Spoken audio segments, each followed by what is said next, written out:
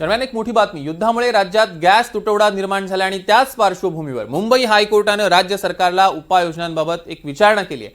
17 मार्च पर्यंत राज्य सरकारने आपली भूमिका स्पष्ट करावी, घरगुती गॅस पुरवठ्याला प्राधान्य द्या, असंही मुंबई हायकोर्टाने म्हटलंय। घरगुती सिलेंडरचा पुरवठा वाढवण्याची मागणी करत कॉन्फिडन्स पेट्रोलियम इंडिया कंपनीच्या 6 विक्रेत्यांनी हायकोर्टात याचिका दाखल केली आणि त्यावर सरकारने भूमिका स्पष्ट करण्यास कोर्टाने सांगितलंय।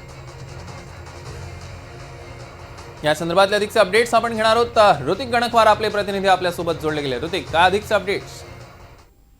नक्कीच आपण बघतोय की इकडे युद्ध सुरू आहे आणि त्याची झळ जी आहे ती आपल्या घरापर्यंत या ठिकाणी पोहोचलेली आहे। अनेक ठिकाणी आपण बघतोय की सिलेंडरच्या रांगा लागलेल्या आहेत, नागरिक अतिशय भयभीत झालेले आहे, आपल्याला सिलेंडर पुरवठा होईल की नाही अशा स्थितीत आहे। तर दुसरीकडे आपण बघतोय की व्यवसाय अनेक जे आहे ते सिलेंडरवर चालणारे ते तर ठप्प झालेले आहेत, अनेक हॉटेल्स जे आहेत ते बंद पडलेले आहेत। अशा स्थितीमध्ये आता आपण बघतोय की जी कॉन्फिडन्स पेट्रोलियम इंडिया कंपनीच्या 6 विक्रेत्यांनी न्यायालयात एक याचिका दाखल केलेली आहे। या याचिकेमध्ये राज्यात जो गॅस तुटवडा भासतोय त्याच्यावरती काय उपाययोजना केलेल्या आहेत त्या संदर्भात ही याचिका केलेली आहे। तर हेच उत्तर जे आहे ते राज्य सरकारकडे उच्च न्यायालयाने विचारलेलं आहे। याचं जे उत्तर आहे ते 17 मार्च पर्यंत दाखल करावं अशा पद्धतीचे जे स्पष्ट आदेश आहेत ते उच्च न्यायालयाने राज्य सरकारला दिला असल्याचं आपल्याला पाहायला मिळतंय। एकंदरीत हा जो गॅस तुटवडा आहे तो आता कोर्टामध्ये गेल्याचं पाहायला मिळतंय।